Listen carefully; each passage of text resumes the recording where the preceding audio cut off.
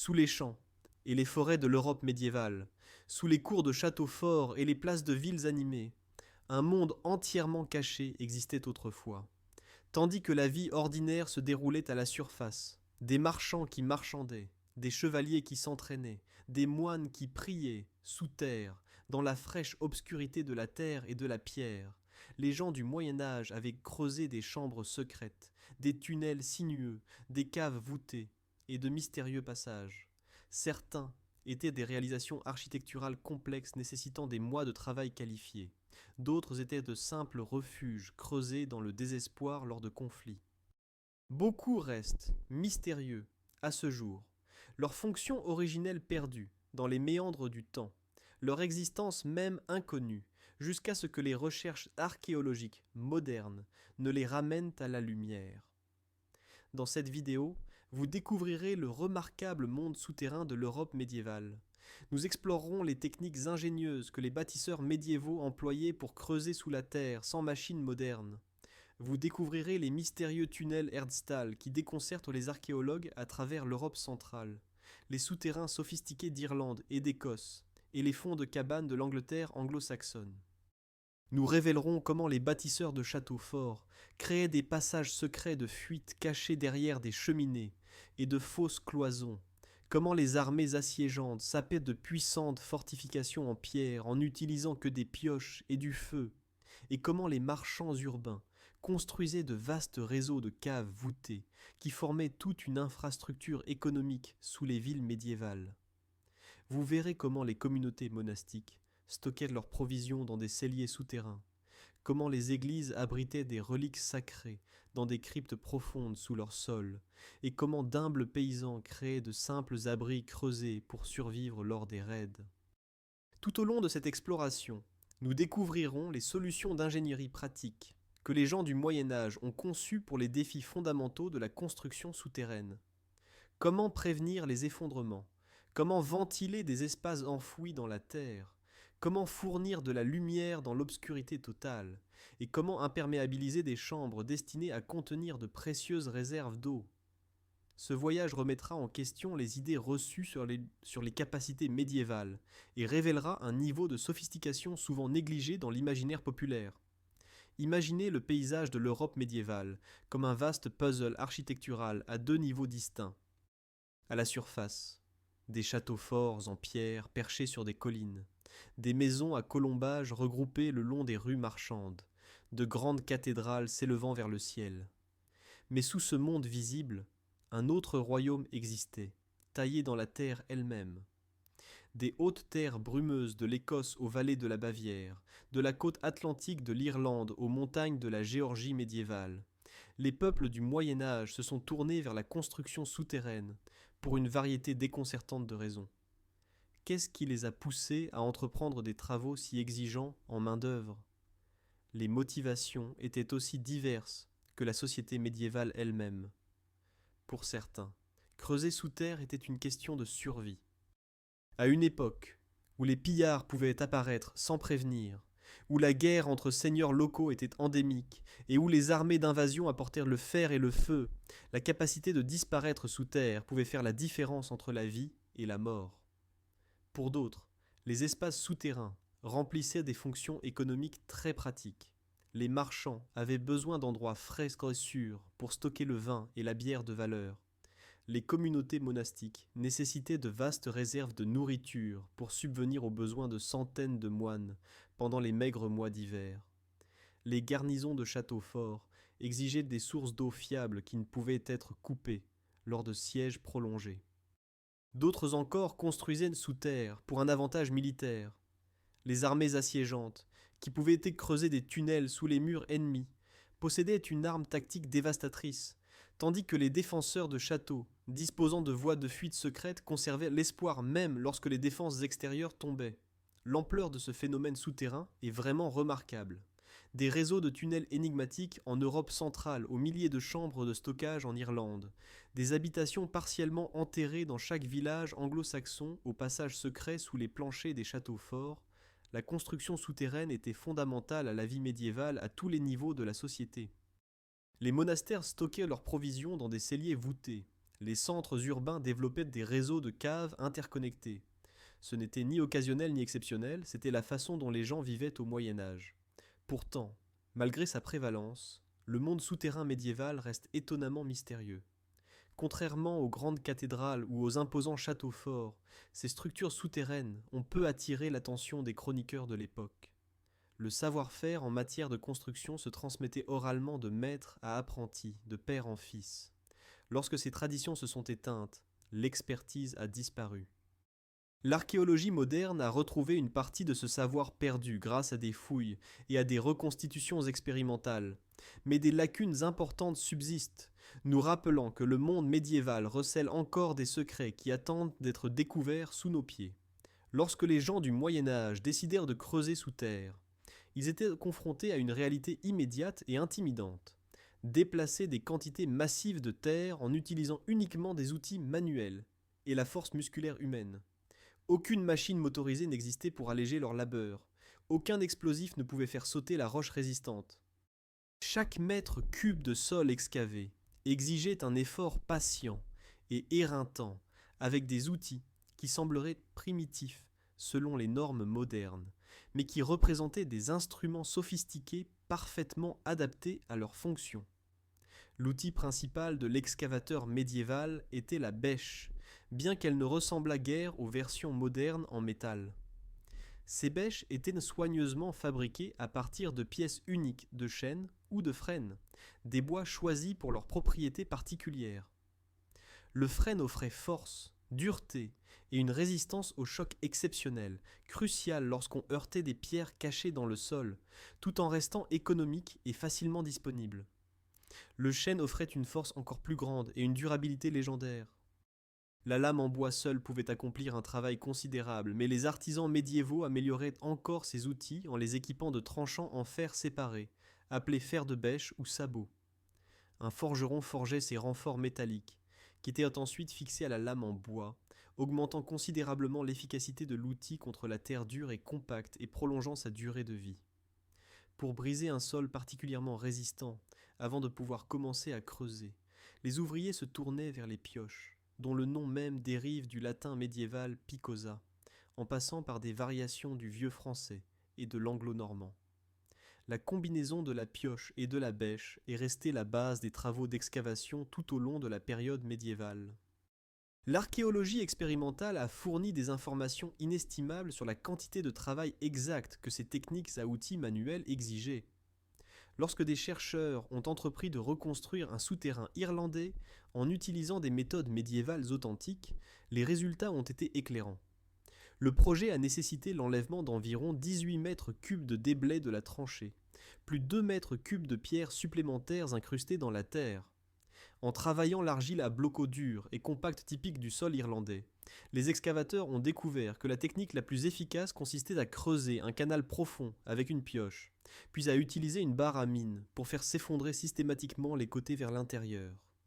Cette combinaison d'outils s'est avérée bien plus efficace que de tenter de creuser toute la face de la tranchée avec des bêches seules. Même avec cette approche optimisée, l'excavation a exigé environ 14 journées de travail complètes avec 1 à 2 assistants, et ce, pour une chambre souterraine relativement modeste. Les projets plus importants augmentaient proportionnellement. Les caves de châteaux forts s'étendant sur 30 mètres ou plus nécessitaient des mois de travail continu. L'investissement en temps était encore plus long, car le mortier de chaux, essentiel pour une construction étanche, exigeait de longues périodes pour prendre correctement entre les étapes de la construction. La main-d'œuvre engagée dans cette construction souterraine formait une structure hiérarchique reflétant l'organisation sociale médiévale plus large.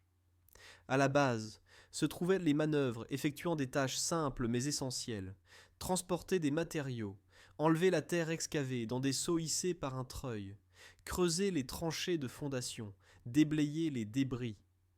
Ces travailleurs constituaient environ 1/3 de la main-d'œuvre de tout chantier et comprenaient des hommes et des femmes, bien que presque tous les récits documentés indiquent que les femmes recevaient des salaires inférieurs à ceux de leurs homologues masculins pour un travail identique. Au-dessus de ces manœuvres se trouvaient les artisans spécialisés, les carriers qui extrayaient la pierre de construction, les mortelliers qui préparaient le liant crucial, les tailleurs de pierre qui façonnaient les blocs bruts, les plâtriers qui appliquaient les enduits d'étanchéité, et les maçons qui assemblèrent les structures elles-mêmes. Au sommet se tenaient les maîtres maçons, l'équivalent médiéval des architectes et des ingénieurs en chef, qui planifiaient les travaux et supervisaient leur exécution. Ces maîtres artisans commandaient des salaires substantiels, gagnant le double de ce qu'un charpentier pouvait recevoir, et peut-être 4 fois ce qu'un apprenti pouvait espérer, ce qui reflète l'importance cruciale de leur expertise et les années de formation requises pour atteindre un tel statut. Différentes conditions de sol exigeaient différentes approches d'excavation. Dans les zones de terre meuble, un simple travail à la bêche suffisait, les ouvriers creusant des canaux, qui pouvaient ensuite être élargis et approfondis systématiquement. L'argile à bloco dur et compacte, commune en Irlande et dans certaines parties de la Grande-Bretagne, présentait de plus grands défis, nécessitant la technique de la pioche et de la barre à mine pour fracturer et faire s'effondrer le matériau résistant. Le terrain rocheux posait les plus grandes difficultés, nécessitant souvent le recours à une technique ancienne appelée l'abattage par le feu. Les ouvriers allumaient des feux intenses contre les parois rocheuses, chauffant la pierre jusqu'à ce qu'elle devienne incandescente. Ils éteignaient ensuite rapidement la roche chauffée avec de l'eau, provoquant une fracturation thermique qui fissurait et affaiblissait la pierre suffisamment pour que les pioches et les barres à mine puissent la briser. Ce processus laborieux était utilisé depuis l'Antiquité et est resté en usage tout au long de la période médiévale, en particulier dans les opérations minières. Les zones gorgées d'eau créaient leurs propres complications, car les tunnels s'inondaient pendant l'excavation, nécessitant des efforts constants d'écopage et de drainage qui multipliaient le travail requis. Une fois la terre ameublie et brisée, il fallait encore l'enlever de l'excavation, une tâche non négligeable, lorsqu'on a affaire à de nombreux mètres cubes de terre lourde. Pour les fosses peu profondes comme les fonds de cabanes anglo-saxons, les ouvriers pouvaient simplement jeter les déblais à la surface. Les excavations plus profondes nécessitaient des arrangements plus sophistiqués. Des systèmes de seaux et de cordes permettaient à un ouvrier en bas de remplir des récipients, tandis que d'autres en haut les hissaient à la surface, utilisant souvent un treuil, un tambour rotatif qui multipliait l'avantage mécanique, pour gérer le poids. Les déblais enlevés n'étaient pas simplement jetés. Les bâtisseurs médiévaux pensèrent stratégiquement à ce matériau. La terre des excavations servait souvent à construire des remparts défensifs autour des colonies, à remblayer les espaces autour des structures nouvellement construites, ou à niveler un sol inégal pour la construction. Les preuves archéologiques révèlent fréquemment des monticules révélateurs de terre excavés près des structures souterraines, témoignage silencieux du déplacement massif de sol que ces projets entraînaient. Descendez dans une chambre souterraine close, allumez plusieurs torches ou lampes à huile, rassemblez une équipe d'ouvriers. Et en un temps remarquablement court, l'air devient dangereusement vicié. Les bougies et les lampes consomment le précieux oxygène tout en expirant de la fumée et des vapeurs. La propre respiration des ouvriers épuise encore plus l'oxygène. Dans les excavations profondes, des gaz toxiques peuvent s'accumuler, le produit de la décomposition de matières organiques, ou, dans les contextes miniers, les émanations naturelles de certaines formations rocheuses. Sans une ventilation adéquate, de tels espaces peuvent devenir des pièges mortels. Les bâtisseurs médiévaux comprenaient intimement ces dangers, ayant hérité de siècles de connaissances minières accumulées et d'une amère expérience des espaces mal ventilés. Leur solution au défi de la ventilation démontrait une compréhension sophistiquée des principes naturels que les ingénieurs modernes reconnaissent comme la thermodynamique et la dynamique des fluides, bien que les bâtisseurs médiévaux aient conceptualisé ces phénomènes en termes pratiques plutôt que théoriques. La solution de ventilation la plus élégante exploitait un principe fondamental de la nature. L'air chaud monte, tandis que l'air froid descend, créant des différentiels de pression qui entraînent la circulation. Les artisans médiévaux n'avaient pas besoin de comprendre la physique pour exploiter ce que nous appelons aujourd'hui l'effet de cheminée. Ils observaient simplement que de hauts puits avec des ouvertures à différentes hauteurs aspiraient naturellement l'air d'en bas et l'expulsaient en haut, la force de cette circulation étant proportionnelle à la différence de hauteur et au gradient de température.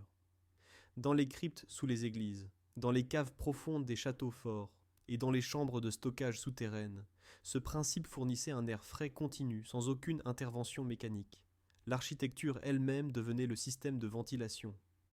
Un puits d'aération soigneusement positionné, allant de la chambre enterrée à la surface, aspirait l'air frais extérieur qui se réchauffait progressivement sous l'effet de la chaleur des corps humains, des lampes à huile ou des bougies. En se réchauffant, cet air devenait moins dense et montait, créant un flux ascendant doux mais persistant qui aspirait de l'air frais derrière lui. Les bâtisseurs médiévaux améliorèrent cet effet en augmentant la hauteur du puits, en positionnant les ouvertures d'admission et d'évacuation à une séparation verticale maximale et en créant parfois des systèmes de faux plafonds qui canalisaient plus efficacement le flux d'air. Les traités d'ingénierie romains, en particulier l'influent de Architectura de Vitruve, documentaient des principes de ventilation que les bâtisseurs médiévaux continuaient d'employer. La pratique de créer des puits parallèles et des galeries transversales pour canaliser les vapeurs et l'air frais à travers les réseaux de tunnels avait été perfectionnée dans les mines et les aqueducs romains, et ce savoir a survécu jusqu'à la période médiévale. Vitruve comparait de tels systèmes à des narines, expulsant constamment les fumées nocives tout en aspirant l'air vivifiant. Le placement stratégique de puits de ventilation à des intervalles soigneusement calculés assurait que l'air frais atteignait toutes les parties d'un complexe souterrain. Dans les régions montagneuses, les bâtisseurs profitèrent de la topographie naturelle, créant des ouvertures à différentes altitudes pour maximiser le différentiel de pression entraînant la circulation. Les puits inclinés étaient orientés pour capter les vents dominants, canalisant les vents de surface profondément sous terre et diminuant simultanément l'accumulation de chaleur dangereuse qui pouvait se développer dans des tunnels mal ventilés. Les opérations minières, que ce soit pour l'extraction de minéraux ou pour les tunnels de sièges militaires, employaient parfois une technique de ventilation active utilisant le feu lui-même. Cela peut sembler contre-intuitif, ajouter du feu à des espaces déjà appauvris en oxygène, mais la méthode fonctionnait remarquablement bien lorsqu'elle était correctement mise en œuvre. Les ouvriers allumaient des feux de broussailles à la base d'un puits vertical. La chaleur intense de ces feux créait un fort courant d'air ascendant, transformant efficacement ce puits en cheminée. Ce puissant courant ascendant aspirait de l'air frais par d'autres puits de liaison ou entrées de tunnels, établissant une circulation vigoureuse dans toute la mine. La technique avait été découverte, perdue et redécouverte plusieurs fois depuis l'Antiquité, les Grecs et les Romains, de l'époque médiévale, faisant partie de ceux qui l'employaient. Le succès de cette méthode dépendait de la présence de plusieurs puits ou ouvertures connectées.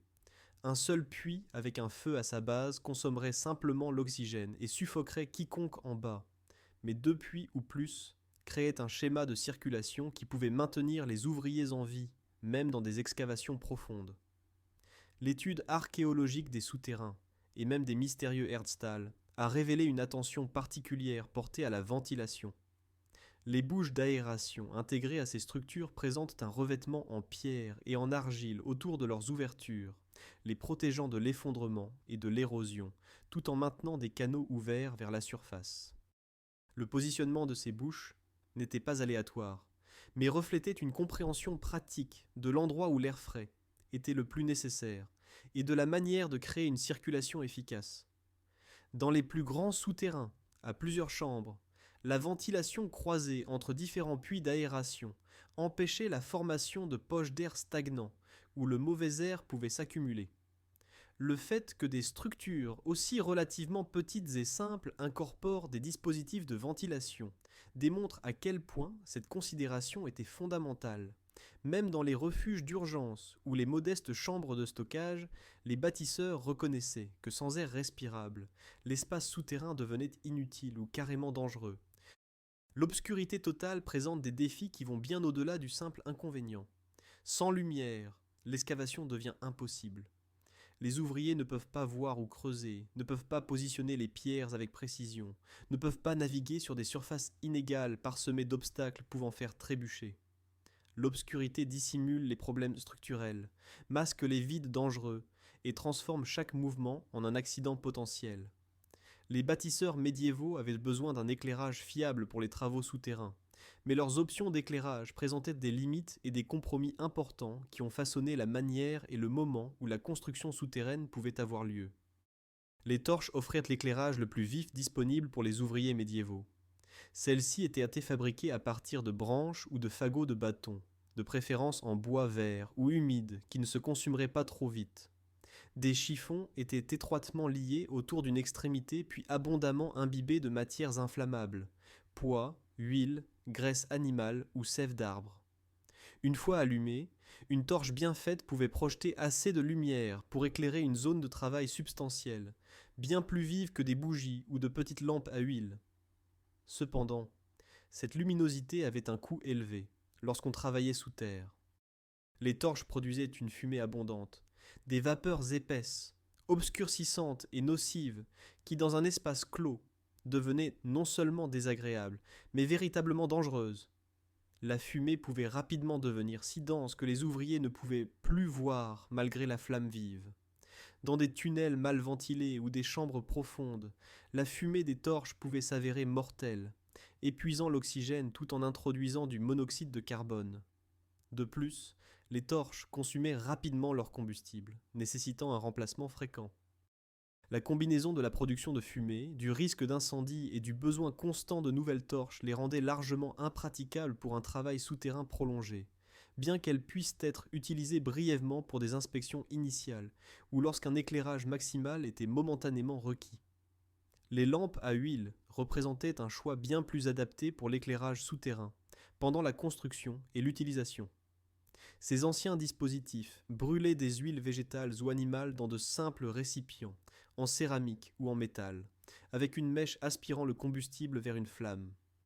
L'huile d'olive était particulièrement prisée à cette fin, car elle brûlait de manière relativement propre, produisant un minimum de fumée par rapport aux graisses animales ou aux huiles de graines. La flamme d'une lampe à huile était plus petite et moins vive que celle d'une torche. C'est vrai, mais elle brûlait de manière stable pendant de longues périodes, sans nécessiter d'attention, et elle pouvait être positionnée en toute sécurité sur des rebords, dans des niches ou sur des surfaces planes, pour fournir un éclairage continu des zones de travail. Les ouvriers pouvaient transporter des lampes avec eux, en se déplaçant dans les tunnels, ou installer plusieurs lampes pour éclairer de plus grandes chambres. La lumière uniforme et fiable s'est avérée idéale pour les tâches de précision comme la taille de la pierre et l'application du mortier, où des torches vacillantes et fumantes auraient été exaspérantes. Des preuves de niches à lampes, de petites cavités creusées dans les murs des tunnels spécifiquement pour contenir des lampes à huile, apparaissent dans diverses structures souterraines médiévales, des darnebis géorgiens au passage de châteaux forts, démontrant à quel point ces simples dispositifs d'éclairage étaient essentiels aux espaces souterrains. Les bougies occupaient un terrain d'entente entre les torches et les lampes à huile. La technologie existait depuis l'époque romaine, les chandelles de suif fabriquées à partir de graisse animale étant les plus courantes et les plus abordables, tandis que les coûteuses bougies en cire d'abeille restaient des luxes pour les riches ou pour des fins religieuses. Le suif était préparé en faisant bouillir et en filtrant la graisse animale, jusqu'à ce qu'elle atteigne la bonne consistance, devenant d'un blanc crémeux, une fois refroidie et formée autour des mèches. Les bougies offraient des avantages de portabilité par rapport aux lampes à huile.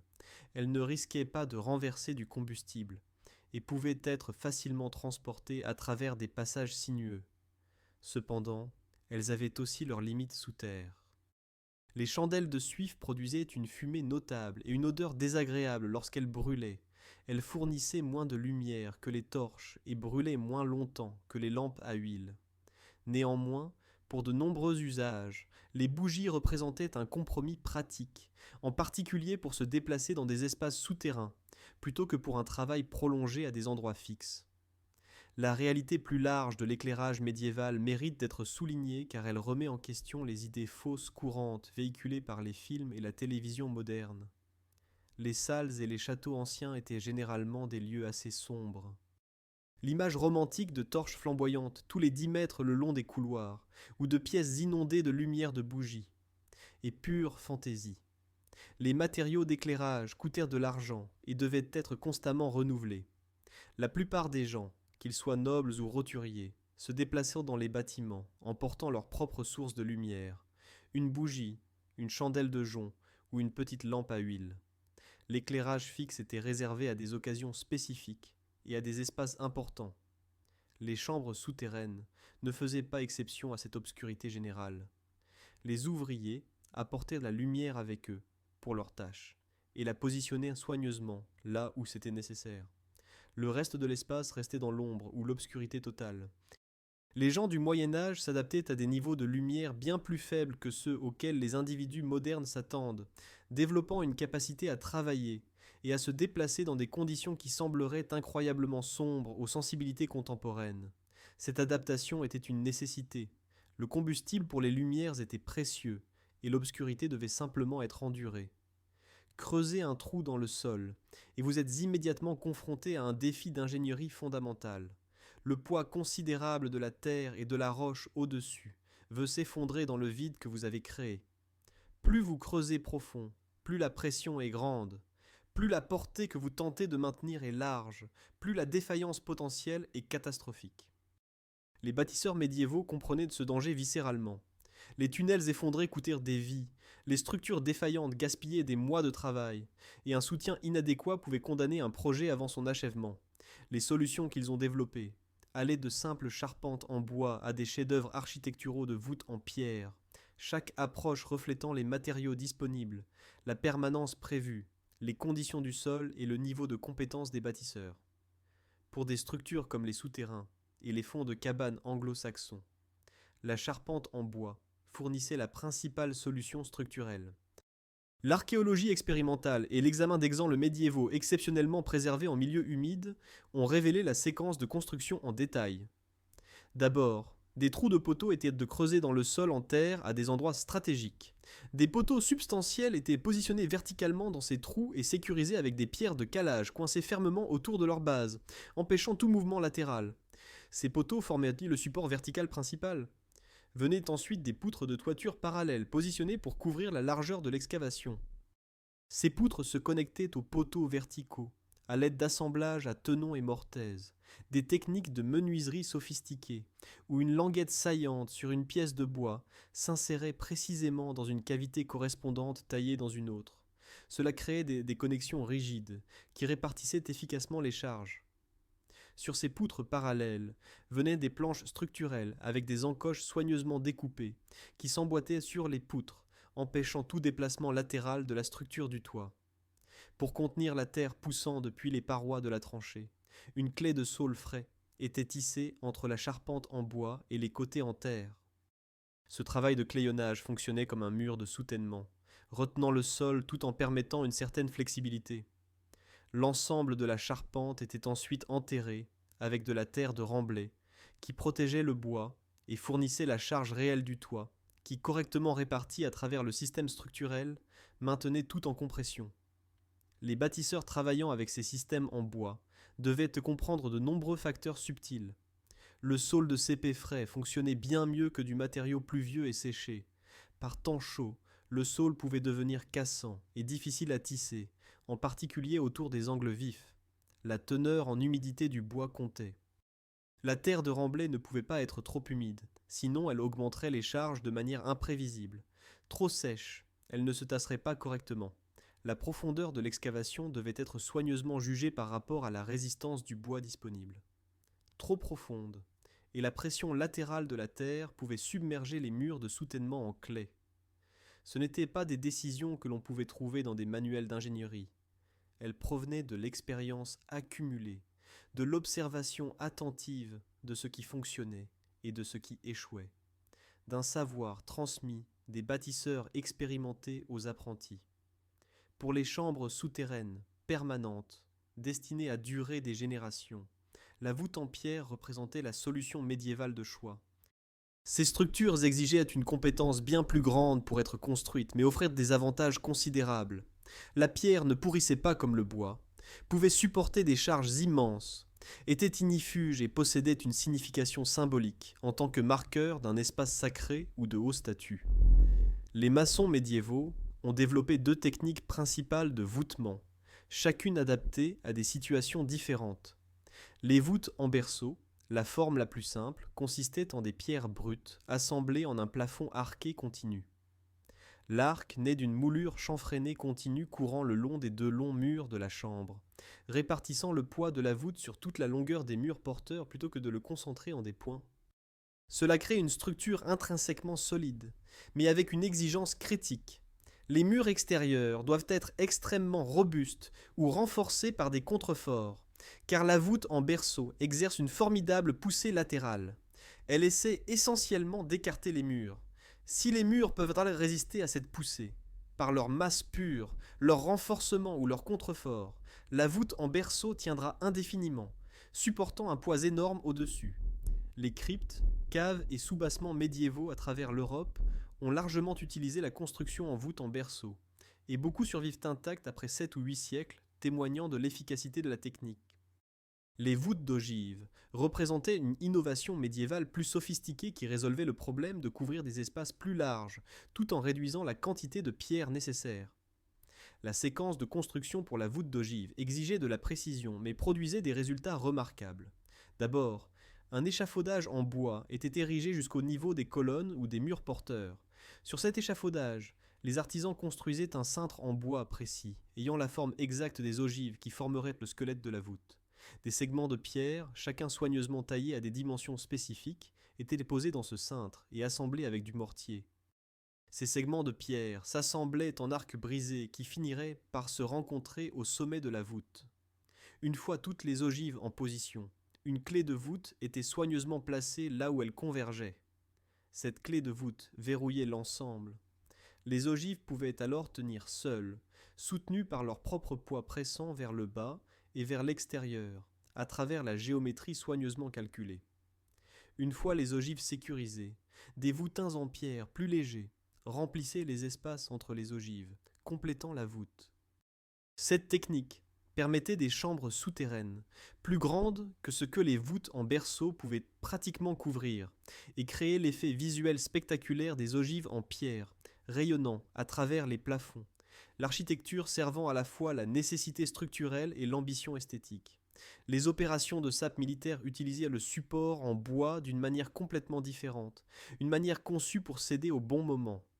Lorsque les sapeurs creusaient des tunnels de siège sous les fortifications ennemies, ils créaient d'énormes espaces vides sous les murs ciblés. Ces vides étaient temporairement soutenus par de massifs étais en bois, d'épaisses poutres de bois capables de supporter un poids considérable. Une fois que le tunnel s'étendait suffisamment loin sous les fondations, les mineurs remplissaient la chambre de matériaux hautement combustibles, du bois sec, de la graisse animale, et dans le cas célèbre du château de Rochester en 1215, les carcasses de 40 porcs gras. La graisse fondue des porcs fournissait une chaleur intense et soutenue.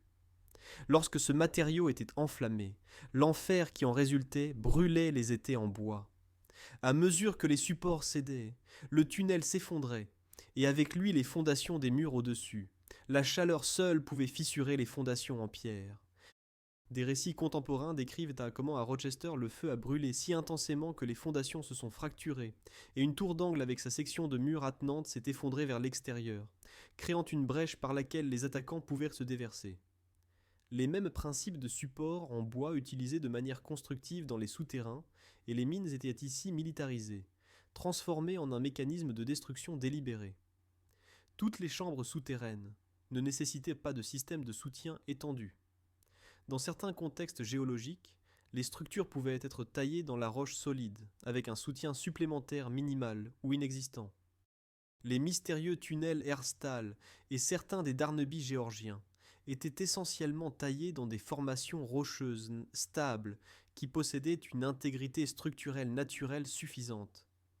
Les bâtisseurs créant de tels espaces démontrèrent une compréhension sophistiquée des propriétés de la roche, où se trouvaient les plans de fracture, quelle formation était instable, sur quelle distance un plafond rocheux pouvait s'étendre sans support.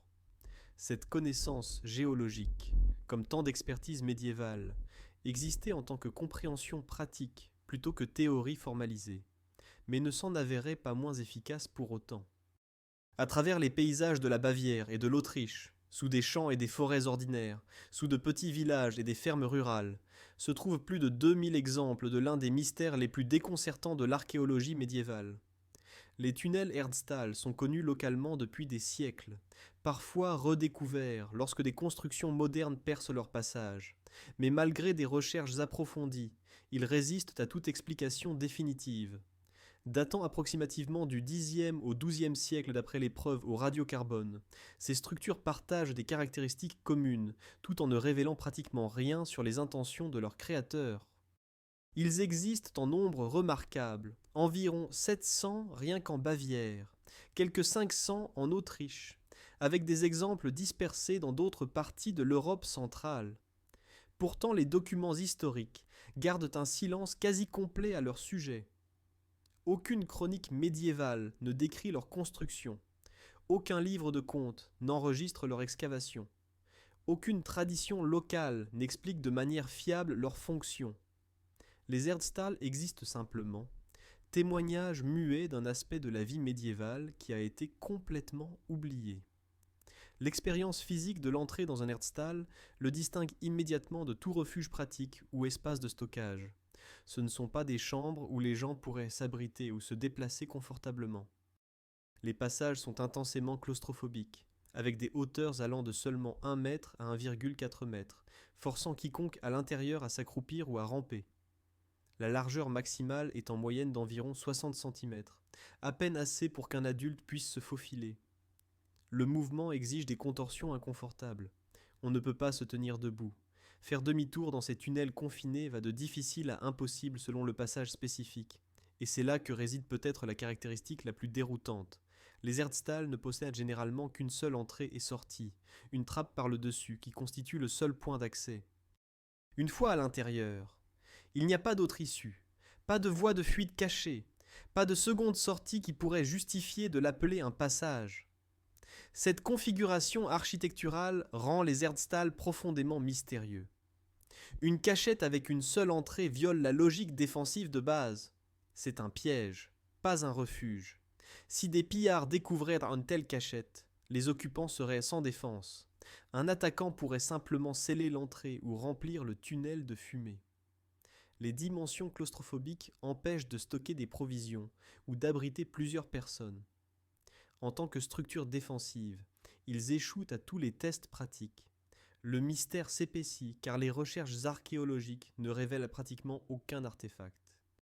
Pas de poterie, d'outils, de restes de nourriture, d'objets religieux, rien n'indiquant comment ces espaces étaient utilisés. Cette absence rend la datation extraordinairement difficile. Les archives médiévales de Bavière et d'Autriche ne mentionnent tout simplement pas de structures correspondant à leur description. Quelqu'un a décidé que ces tunnels valaient la peine d'être creusés. Quelqu'un a organisé le travail. Quelqu'un avait un but en tête. Pourtant, ce but n'a laissé aucune trace ni dans les archives historiques, ni dans les preuves archéologiques. Diverses théories tentent d'expliquer les Erdstall, bien qu'aucune n'ait atteint un consensus. L'hypothèse la plus importante suggère des fins rituelles ou spirituelles, peut-être des espaces pour des ordalies religieuses, ou des expériences liées à des traditions locales non enregistrées. La théorie défensive, bien que paraissant évidente, se heurte à de sérieuses objections, étant donné l'entrée unique et les dimensions exiguës. D'autres propositions, stockage, voies de fuite, exploitation minière, semblent tout aussi problématiques. L'énigme persistante nous rappelle que malgré des techniques archéologiques sophistiquées, le monde médiéval conserve de véritables mystères. Ils restent tels qu'ils sont depuis des siècles, silencieux, mystérieux, inexplicables. Tandis que les Erdstall déconcertent par leur mystère, une autre catégorie de structures souterraines médiévales offre un peu plus de clarté, bien que les débats se poursuivent sur les fonctions et significations spécifiques. Les souterrains de l'Europe atlantique, que l'on trouve en abondance en Irlande, en Écosse, en Bretagne et en Cornouailles, représentent une longue tradition de construction souterraine qui s'est étendue de l'âge du fer à la période médiévale. Plus de 3500 ont été identifiés rien qu'en Irlande. En Écosse, ils se regroupent abondamment à l'est du Firth of Forth, apparaissent sporadiquement dans d'autres régions et se concentrent densément en Écosse atlantique. Les Bretons les connaissaient, tout comme les communautés de Cornouailles, où on les appelle Fogus, et même le lointain Jutland en possède des exemples. Les noms régionaux se sont multipliés, maisons de terre, maisons pictes, mais le concept de base est resté constant. Des chambres souterraines, substantielles associées à des habitats, soigneusement construites, destinées à un usage régulier. La chronologie de la construction des souterrains remonte bien avant la période médiévale proprement dite.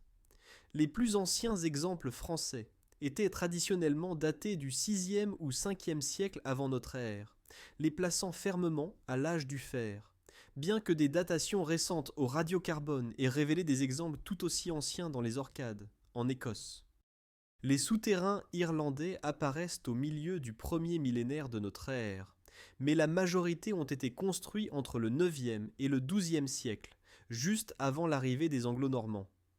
Cette longue chronologie révèle non pas une seule vague d'activités de construction, mais une tradition persistante, un savoir transmis de génération en génération, jugé à plusieurs reprises suffisamment utile pour justifier l'investissement substantiel en main-d'œuvre requis.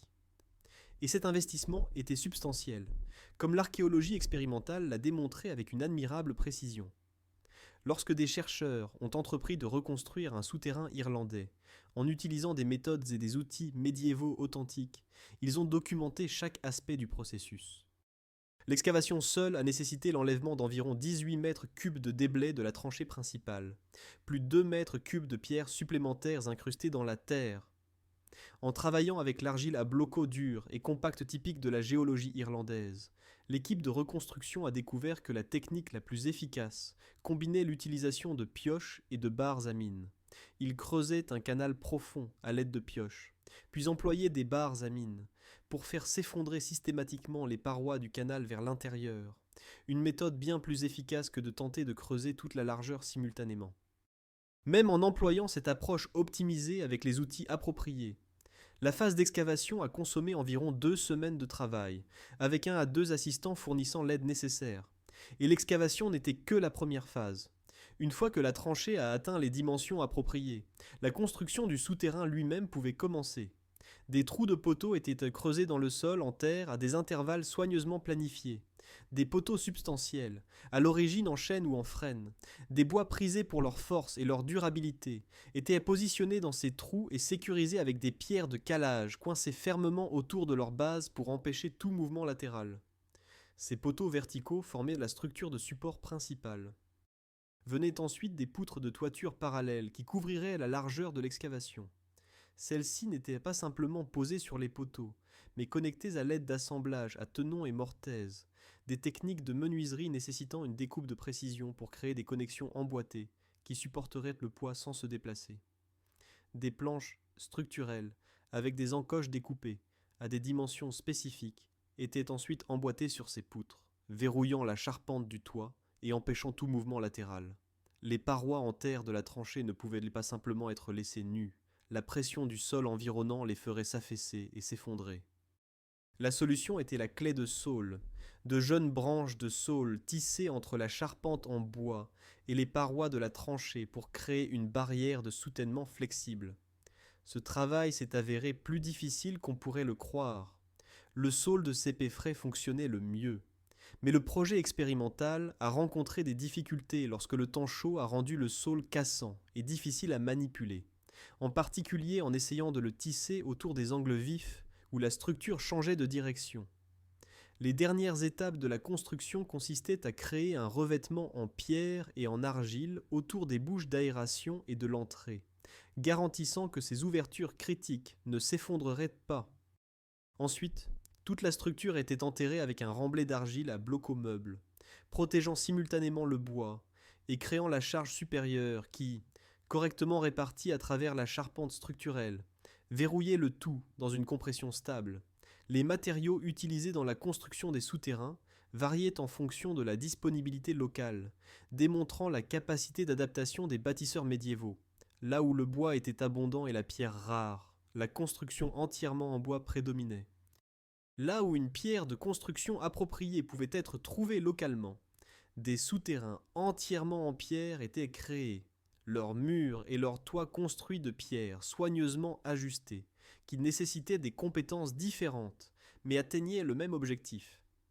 De nombreux exemples montrent une construction composite, des murs en pierre supportant des toits en bois ou des charpentes en bois avec un renforcement en pierre, représentant des réponses pragmatiques aux matériaux disponibles. La question de la fonction reste quelque peu incertaine, malgré l'abondance relative des souterrains et la richesse des preuves archéologiques qu'ils ont fournies. Ce qui est clair, c'est ce qu'ils n'étaient pas, des structures funéraires ou des espaces rituels. Les fouilles archéologiques n'ont systématiquement pas trouvé de restes humains ou de dépôts rituels qui indiqueraient de telles fonctions. Au lieu de cela, les preuves pointent vers des utilisations très pratiques. La température fraîche et stable et l'environnement protégé rendent les souterrains idéaux pour le stockage de nourriture. Les légumes racines, les céréales, les viandes conservées, tout se conserverait bien mieux sous terre que dans des structures de surface soumises aux fluctuations de température, aux nuisibles et aux intempéries. Pendant la période médiévale en Irlande, où les raids et les guerres à petite échelle étaient endémiques, les souterrains auraient également pu servir de cachette pour les objets de valeur ou de refuge temporaire pour les familles lorsqu'un avertissement de l'approche de pillards arrivait. Certains chercheurs soutiennent que les souterrains fonctionnaient parfois comme des espaces de vie étendus, peut-être des quartiers divers lorsque l'environnement protégé offrait des avantages par rapport aux habitations de surface.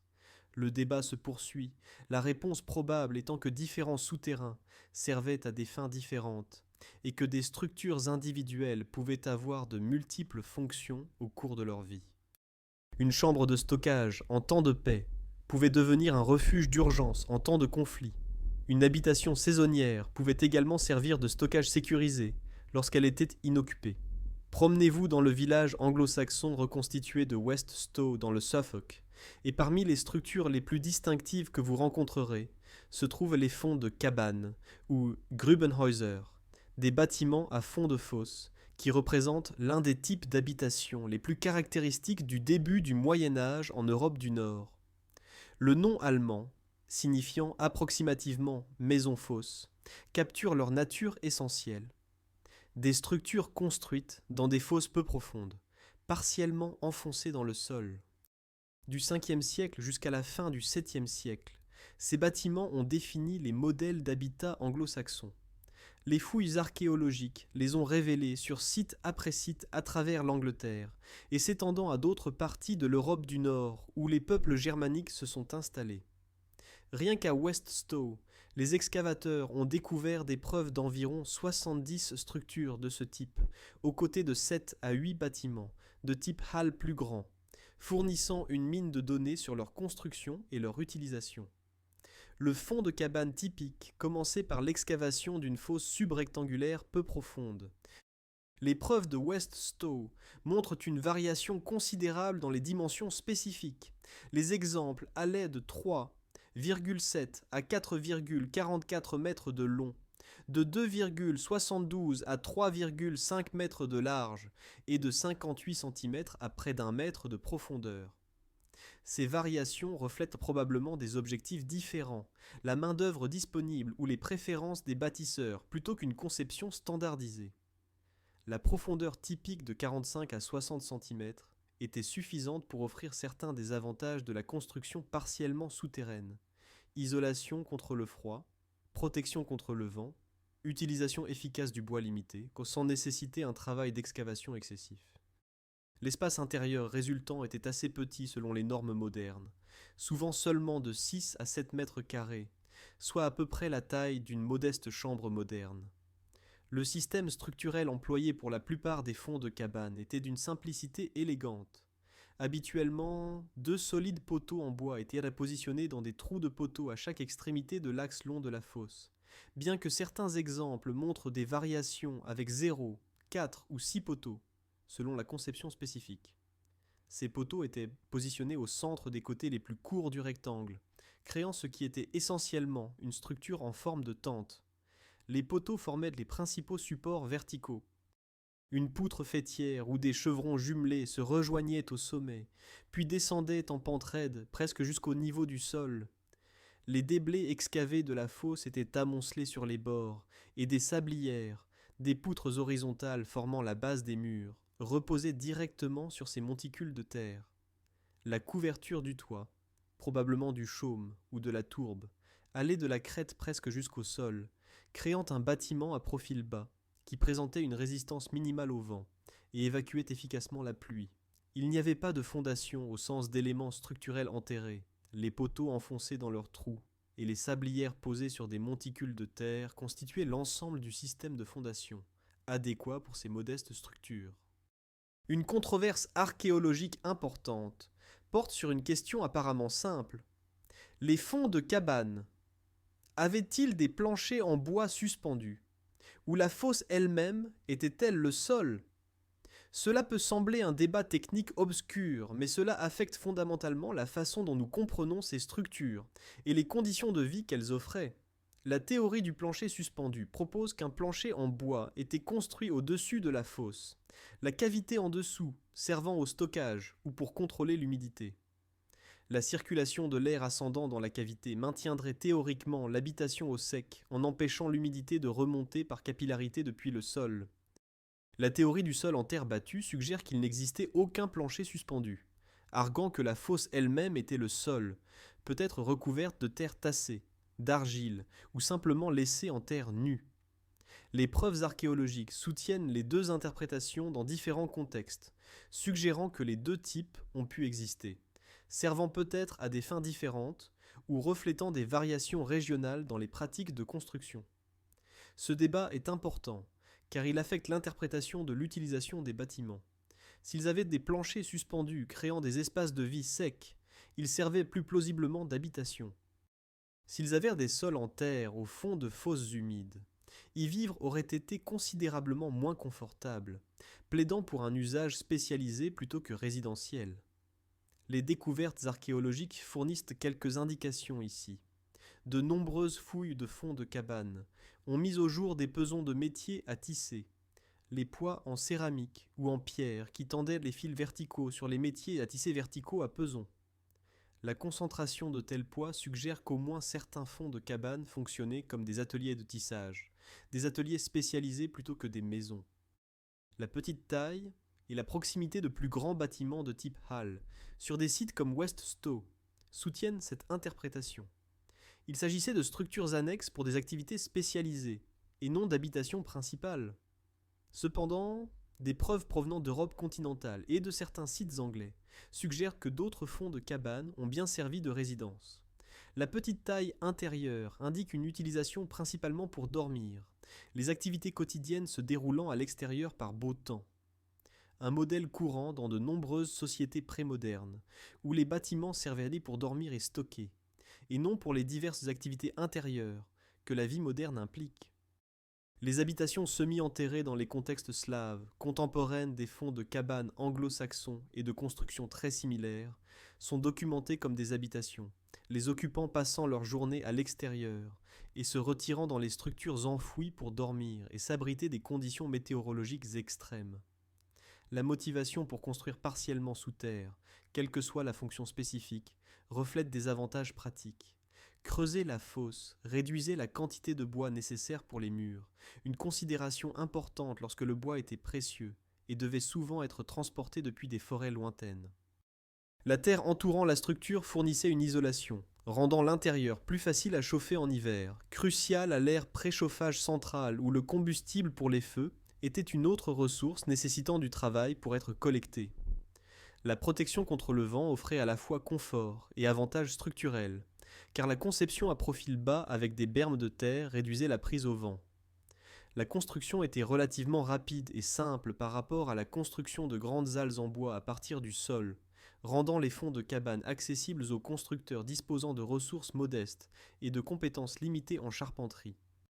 Le château fort était le symbole ultime de l'architecture militaire médiévale, mais les bâtisseurs comprenaient qu'aucune fortification n'était imprenable. Les bâtisseurs de châteaux prudents incorporaient des passages secrets lors de la construction originale.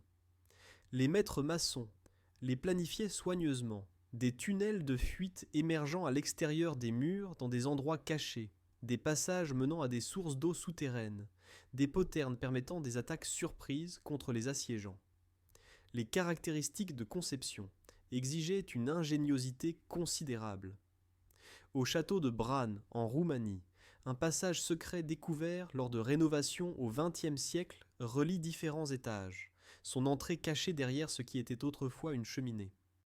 D'autres châteaux utilisaient de fausses cloisons, des leviers cachés, des trappes dissimulées. Des passages étroits et sinueux rendaient la poursuite difficile et créaient des goulots d'étranglement défensifs. Le château de Predjama en Slovénie conserve l'un des exemples les plus remarquables. Construit dans une falaise de calcaire, le château du XVe siècle du chevalier Erasmus de Luègue incorporait des passages de grottes naturelles. Lorsque les assiégeants tentèrent d'affamer Erasmus, ils découvrirent que le château continuait de recevoir des provisions. Erasmus utilisait des tunnels secrets pour faire passer des provisions en contrebande tout en lançant des raids surprises. L'essor de la construction de châteaux forts en pierre a fondamentalement changé la guerre. La pierre ne brûlait pas. Si vous ne pouviez pas traverser les murs, vous passiez dessous. La sape militaire, creuser des tunnels sous les fortifications, est devenue l'une des tactiques de siège les plus redoutées. Les sapeurs approchèrent des murs sous une couverture protectrice, creusant des tunnels sous les fondations dans une obscurité exiguë. Ils installaient de grands étais en bois soutenant le vide grandissant, puis créaient d'immenses chambres sous les sections de murs ciblés. Les chambres étaient remplies de combustible. Au château de Rochester en 1215, les mineurs du roi Jean utilisèrent les carcasses de 40 porcs gras. Lorsqu'elles étaient enflammées, la chaleur intense brûlait les étais en bois. Lorsque les étais cédaient, les tunnels s'effondraient, emportant les fondations avec eux. Les sections de murs au-dessus s'écroulaient, créant des brèches pour les troupes d'assaut. Les chroniques contemporaines décrivent comment à Rochester la conflagration a brûlé si fort que les fondations en pierre se sont fissurées sous l'effet du choc thermique et une tour d'angle entière s'est effondrée. La défense contre la sape nécessitait la prévention ou l'interception. Construire sur de la roche solide rendait l'excavation presque impossible. Des fossés profonds ou des douves remplies d'eau présentaient des obstacles insurmontables. Pour les châteaux vulnérables, la solution était la contre-sape, creuser des tunnels pour intercepter les sapeurs ennemis. Des textes médiévaux décrivent des gardes écoutant les bruits de creusement, plaçant des bols d'eau sur le sol où les vibrations créeraient des ondulations révélatrices. Chaque grande ville médiévale avait une couche souterraine. Des réseaux de caves formaient une infrastructure économique aussi essentielle que les rues en surface. La construction de caves urbaines était extrêmement laborieuse. L'excavation nécessitait des semaines. La construction des murs avançait lentement car le mortier de chaux exigeait un temps de prise prolongé. La construction de voûtes en berceau créait des arcs arrondis répartissant efficacement le poids. Toutes les caves n'appartenaient pas aux propriétaires des maisons au-dessus. Certaines fonctionnaient comme des propriétés commerciales indépendantes. En 1297, Édouard Ier paya 5 pence pour une nouvelle serrure sur une cave qu'il avait louée à Winchelsea. Dans certaines villes, les marchands construisaient d'abord les caves, puis les maisons par-dessus. Les fonctions étaient principalement économiques. Stockage du vin et de la bière à des températures fraîches et stables. Stockage de nourriture et de marchandises protégées des intempéries et du vol. Lors de troubles urbains ou d'incendies, les caves offraient un refuge. Des exemples notables démontrent l'échelle. Le palais de Clarendon se vantait de caves à vin s'étendant sur 34 mètres. À Nuremberg, au XIVe siècle, des caves rocheuses taillées dans le grès servaient à la fermentation de la bière sur plusieurs étages. La place du marché de Wrocław dissimule un vaste réseau souterrain médiéval. Chaque grand monastère avait un cellier, le grand entrepôt situé dans l'aile ouest, désigné pour l'administration. Ces très grands espaces, construits avec des voûtes en pierre, stockaient presque tout ce qui était nécessaire pour subvenir aux besoins de la communauté monastique. Céréales, farine, viande conservée, fromage, produits laitiers, légumes, fruits, poissons séchés, vin et bière. La gestion incombait au cellérier, un officier monastique de haut rang. L'abbaye de Westminster conserve un excellent exemple du XIVe siècle. L'abbaye de Fountains conserve d'impressionnants vestiges de stockage. Descendez les marches de pierre usées dans la crypte sous une cathédrale médiévale, et vous entrez dans un espace sacré. La lumière diminue, la température baisse, les voûtes en pierre créent des chambres intimes abritant le contenu le plus saint, les reliques des saints, les tombes des fidèles, les objets religieux précieux. Les premières cryptes occupaient des positions sous l'abside principale. À mesure que l'ambition architecturale et le culte des reliques grandissaient, les cryptes se sont étendues sous les chœurs, les nefs et les transepts. Les chambres des reliques constituaient la fonction principale. À une époque où les ossements des saints étaient considérés comme des canaux vers le pouvoir divin, un logement approprié était primordial. Les pèlerins parcouraient des centaines de kilomètres pour vénérer des reliques particulières. L'enterrement dans les cryptes représentait un privilège réservé à l'élite et au clergé. Les techniques de construction représentaient la meilleure technologie de voûte en pierre que les bâtisseurs médiévaux pouvaient atteindre. Les voûtes en berceau naissèrent d'une moulure continue le long des murs latéraux.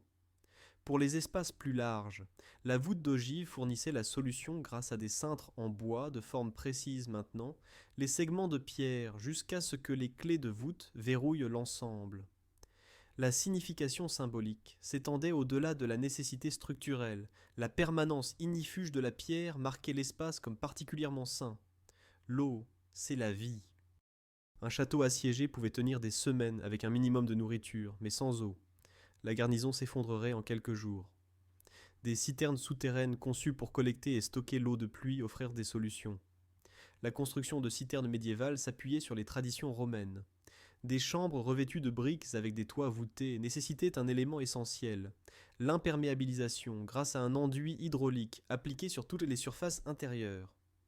L'eau de pluie des toits était canalisée via des gouttières vers les citernes en dessous. Les citernes de château, parfois appelées aljibes, devaient durer pendant les saisons sèches. Les citernes urbaines desservaient des quartiers ou des institutions. Les souterrains médiévaux d'Exeter, longs de 425 mètres, ont été construits spécifiquement pour abriter des conduites d'eau. Les structures impressionnantes que nous avons examinées reflètent les ressources de l'élite. Mais les paysans et les fermiers se sont également tournés vers la construction souterraine, créant des structures plus simples avec les matériaux disponibles pour les mêmes raisons, la survie et la subsistance. Dans les hautes terres de la Géorgie médiévale, les communautés ont développé des darnebis pour se protéger des pillards, des entrées menant à des passages souterrains, avec de lourdes portes en pierre qui pouvaient être sécurisées de l'intérieur. Les régions slaves du début du Moyen Âge ont largement utilisé la construction d'abris creusés, partiellement ou complètement enfoncés dans le sol. Ces chambres carrées, aux coins arrondis, souvent de seulement 6 à 7 mètres carrés, servaient principalement pour dormir. La vitesse de construction différait radicalement des projets de l'élite. De simples abris creusés pouvaient être excavés en quelques jours par un effort communautaire. La réalité sociale révèle la stratification de la société médiévale. Les seigneurs possédaient des tunnels de fuite élaborés. Les paysans avaient de simples trous. Les monastères d'élite stockaient leurs provisions dans de magnifiques celliers voûtés. Les familles paysannes cachèrent le peu de nourriture qu'elles pouvaient épargner dans des fosses rudimentaires. Tous cherchèrent la survie, la sécurité, la subsistance. Mais les ressources disponibles pour les différentes classes créaient de vastes différences. Pourtant, l'innovation née de la nécessité signifiait que même le plus simple abri creusé représentait une résolution de problèmes pratiques. Des mystérieux tunnels Herztal aux cryptes sophistiquées en pierre, des sapes de siège qui ont fait tomber les murs des châteaux aux humbles abris creusés des paysans. Le monde souterrain de l'Europe médiévale révèle une dimension de la vie souvent négligée. Pourtant, ce royaume caché était fondamental à l'existence médiévale à tous les niveaux. La prospérité du marchand dépendait des caves voûtées. Les moines survivaient grâce aux provisions stockées dans les celliers. Les défenseurs de châteaux s'échappaient par des passages secrets. Les armées assiégeantes conquéraient en creusant des tunnels sous les murs. Les familles paysannes survivaient aux raids en disparaissant sous terre. Cette construction souterraine extensive remet en question les idées reçues en Grecian sur les capacités médiévales. Les bâtisseurs ont fait preuve d'une ingénierie sophistiquée, exploitant la ventilation naturelle par l'effet de cheminée, construisant des voûtes en pierre grâce à une géométrie soignée, imperméabilisant des citernes qui ont duré des siècles. Ils ont résolu des défis fondamentaux en utilisant des outils manuels et un savoir pratique accumulé. Les bâtisseurs médiévaux adaptaient la construction aux circonstances. Là où la pierre était abondante, ils construisaient en pierre. Là où le bois était abondant, ils créaient des charpentes en bois.